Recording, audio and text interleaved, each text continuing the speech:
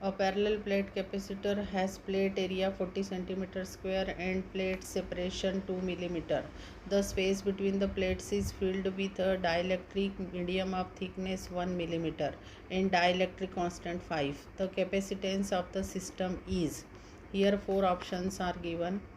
का question JEE mains का है। इस क्वेश्चन में गिवन है, एरिया दिया है 40 सेंटीमीटर स्क्वायर। अब यहाँ पर सेंटीमीटर स्क्वायर है तो हम इसे एसआई यूनिट में चेंज करेंगे तो 40 इंटू 10⁻² इंटू 10⁻²। 2 बार इसलिए किया है क्योंकि यहाँ पर सेंटीमीटर स्क्वायर है, तो ये हो जाएगा सेंटीमीटर इंटू सेंटीमीटर, इसलिए हमको ईच सेंटीमीटर को मीटर में चेंज करना पड़ेगा। अब यहाँ पर ये जो सेपरेशन बिटवीन पैरेलल प्लेट्स दिया है 2 मिलीमीटर, तो ये हो जाएगा 2 इंटू 10⁻³ मीटर। और उस डी में से इस क्वेश्चन में इस डी थिकनेस में से सिर्फ टी थिकनेस में ही डाइलेक्ट्रिक मटेरियल भरा है। अब डाइलेक्ट्रिक कांस्टेंट K = 5 पूरी थिकनेस में नहीं भरा है, ये क्वेश्चन में ज़रूर से चेक करना। तो ये हमको इस तरह का जो कैपेसिटर बना है उसकी कैपेसिटी निकालनी है। तो अब जब पूरा भरा होता है ना, जब पूरी थिकनेस में भरा होता है, तब आपका फार्मूला होता है C = ε0 K/d। लेकिन यहाँ पर जब आप पार्शल भरा हो, पूरी जो भी सेपरेशन हो वो पूरी नहीं भरी हो, तब फार्मूला आपका कैपेसिटेंस का हो जाता है C = ε0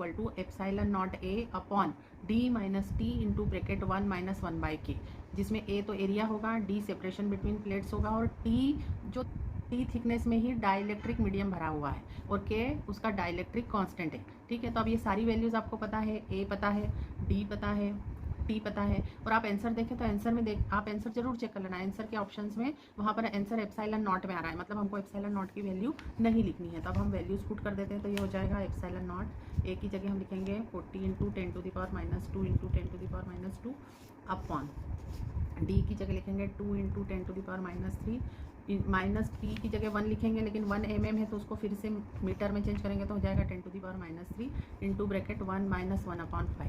अब यहाँ से हम 10⁻³ कॉमन ले लेंगे और ये ऊपर के 10⁻⁴ से कैंसिल हो जाएगा, है ना। तो अब 10⁻⁻1 बचेगा जो कि 1/10 आ जाएगा और इस 40 के 0 को कैंसिल कर देगा, तो ऊपर बचेगा 4ε0 अपॉन 2 माइनस 1, इसको माइनस को मल्टीप्लाई कर देते हैं तो 2 - 1 + 1/5। अब इसका 5 एलसीएम ले लेते हैं और उसको ऊपर ले जाते हैं तो 4 × 5 ε0 अपॉन यहाँ पर आ जाएगा 10 - 5 + 1, मतलब ये हो जाएगा 6।